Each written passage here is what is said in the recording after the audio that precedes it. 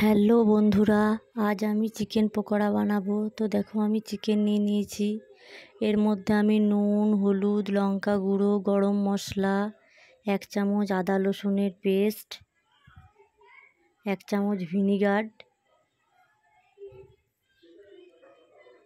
অল্প পরিমাণে কর্নফ্লাওয়ার,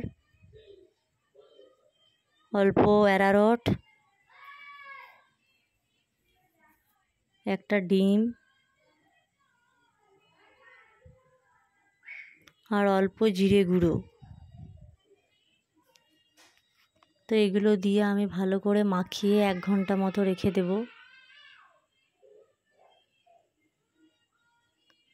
তো দেখো মাখানো হয়ে গিয়েছে,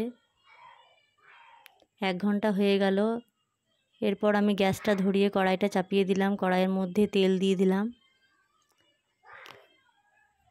তেলটা গরম হয়ে গিয়েছে, এবার আমি এই পকোড়াগুলো ভেজে নেব।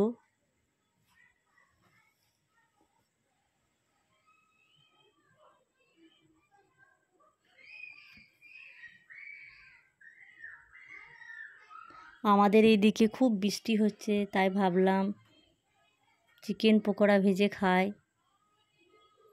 ভালো লাগবে। তো ভাজা হয়ে গেল, যেগুলো বাকি আছে সেগুলো ভেজে নেব। আর অল্প আঁচে ভাজতে হবে, তাহলে ঠিকমতো ভাজা হবে ভেতরগুলো। তো ভাজা হয়ে গিয়েছে, আমাকে তো খেতে খুবই ভালো লাগলো। তো তোমরা এরকম বানিয়ে খাবে, তোমাদেরও আশা করি ভালো লাগবে। বাই।